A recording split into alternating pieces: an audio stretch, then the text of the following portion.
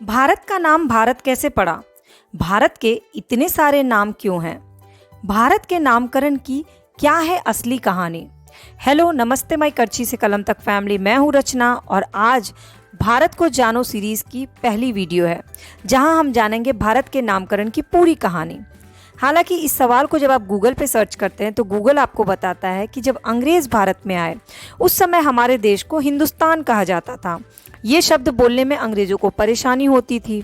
जब अंग्रेजों को पता चला कि भारत की सभ्यता सिंधु घाटी है, जिसे इंडस वैली भी कहा जाता है, इस शब्द को लैटिन भाषा में इंडिया कहा जाता है, तो उन्होंने भारत को इंडिया कहना शुरू कर दिया। और ये जवाब हमें गूगल पे सर्च करने से मिलता है।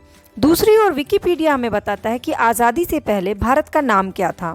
भारत को भारतवर्ष, जम्बूद्वीप, भारत खंड, आर्यावर्त, हिंदुस्तान, हिंद आदि नामों से जाना जाता था, यानी कि भारत के बड़े सारे नाम थे। पर इतिहास हमें क्या बताता है भारत के नामकरण के बारे में? भारत इस शब्द का सबसे पहले उल्लेख प्राचीन भारतीय शास्त्र में पुराणों में मिलता है। वायु पुराण, इसमें भारतवर्ष के शब्द का उल्लेख मिलता है। भारतवर्ष जब सम्राट या राजा किसी भी क्षेत्र को जीत लेता था तो उस क्षेत्र को भारतवर्ष नाम दिया जाता था। पर पुराणों की एक कहानी के बाद दूसरी कहानी यह है कि राजा दुष्यंत की पत्नी शकुंतला के पुत्र भरत के नाम पर देश का नामकरण हुआ। अब राजा भरत के नाम पे देश का नाम भारत पड़ा, ये कहानी तो आपने कई लोगों के मुंह से सुनी होगी और ये कहानी सच्ची भी है। लेकिन एक दूसरा एस्पेक्ट भी है। कुरुवंश के अंतिम शासक महाराजा परीक्षित के मृत्यु तक भारतवर्ष नाम का प्रयोग होता रहा। मतलब जब तक परीक्षित की मृत्यु नहीं होगी तब तक भारत को भारतवर्ष के ही नाम से जाना जाता था। लेकिन ये भारतवर्ष नाम सबसे पहले लिखा हुआ कहाँ मिलता है? आपने सोचा है इसे? तो भारतवर्ष का सबसे पहले उल्लेख हमें मिलता है हाथी गुम्फा अभिलेख में। इस अभिलेख में भारतवर्ष मेंशन किया हुआ है। तो अगर आपसे कोई पूछे कि भारतवर्ष लिखा हुआ कहाँ सबसे पहले मिलता है तो आप ज़रूर बताइएगा कि हाथी गुफा अभिलेख में इसका उल्लेख मिलता है। लेकिन कहानी यहीं ख़त्म नहीं होती, कहानी बढ़ जाती है आगे।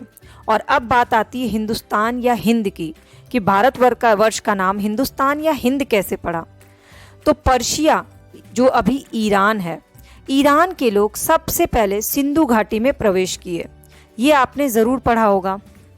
सिंधु का अपभ्रंश शब्द हिंदू, सिंधु को अपभ्रंश में हिंदू कहा जाता है और यहाँ के निवासियों के लिए सिंधु निवासी की जगह हिंदू निवासी बोला जाने लगा। हिंदुओं के देश को हिंदुस्तान नाम दिया गया। हिंदुस्तान शब्द का उल्लेख सबसे पहले कहाँ मिलता है? तो ये मिलता है 262 ईस्वी के साशानी अभिलेख में। इसके बाद बात आई आर्यावर्त की। आर्य लोग जब देश में आए तो वे बहुत सारे कबीलों के रूप में आए और देश के कई क्षेत्रों में फैल गए, जिसे आर्यावर्त कहा गया। और अपने विवरण में जेम्स अलेक्जेंडर ने हिंदू का ह हटाकर देश को इंदु नाम से बताया और बाद में इसका नाम बदल के इंडिया कर दिया। तो इस तरह से भारत से इंडिया तक का सफ़र भारत ने तय किया।